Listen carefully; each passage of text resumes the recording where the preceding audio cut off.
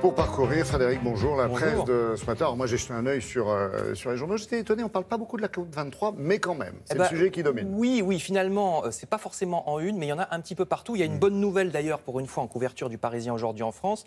Y aurait-il enfin une prise de conscience en matière d'environnement? Bah oui, au moins une prise de conscience que certaines choses n'ont plus d'avenir. Il s'agit, vous l'avez dit, du diesel, vous l'avez vu aussi dans le JT de 7 heures. Ouais. Le diesel en proie à un crack.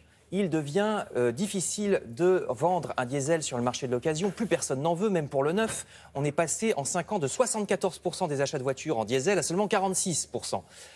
Cette prise de conscience vient peut-être du fait que la presse, justement, nous informe de plus en plus des ravages qu'on fait sur notre environnement à tous les niveaux. Il y a des articles vraiment partout ce matin, à l'heure où la COP23, la conférence mondiale sur l'environnement, s'ouvre à Bonn, en Allemagne. Vous voyez ici un article dans Les Échos.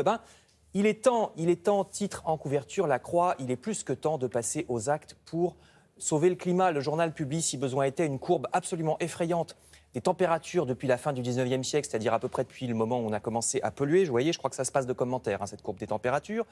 Ça va même plus loin que les seules températures. D'ailleurs, figurez-vous que la pollution actuellement, c'est la cause d'un décès sur 6 dans le monde. À l'exception des morts de vieillesse, une personne sur 6 qui meurt dans le monde, c'est à cause de la pollution, nous dit le site web de La Tribune, principalement les cancers induits par la pollution. C'est 15 fois plus que la totalité des guerres et autres morts violentes. Ça méritait d'être noté. Pendant ce temps, est-ce qu'on est à la hauteur de l'enjeu? Pas forcément, répond le site internet Reporter, qui s'alarme par exemple que le président de la République soutienne, voyez, un projet de mine d'or en Guyane, projet contre lequel il y a une opposition grandissante, nous dit le monde.fr. Cette mine serait exploitée par un industriel russo-canadien. Elle ouvrirait une fosse de 2,5 km de long en pleine forêt tropicale, à proximité de réserves naturelles. Les mines d'or, en général, c'est assez polluant. Alors, on pollue déjà les abeilles, vous le savez. Là, c'est la forêt tropicale. Mais chez nous, dans l'Hexagone, en métropole, on commence à peine à parler d'une interdiction du glyphosate, ce produit chimique qui tue les abeilles. Ça n'est pas fait. Cette interdiction est loin d'être votée et actée. Mais en plus, regardez, 2 nouveaux pesticides suspectés d'être tout aussi mortels pour les abeilles sont en train d'arriver.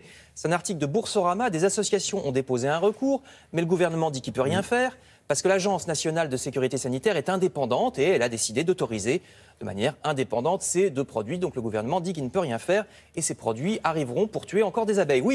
Oui, mais voilà, sommes-nous réellement indépendants? C'est la question que pose l'humanité. Oui. Bah oui, non, parce que regardez l'humanité parle de la force des lobbies des industriels qui s'infiltrent partout.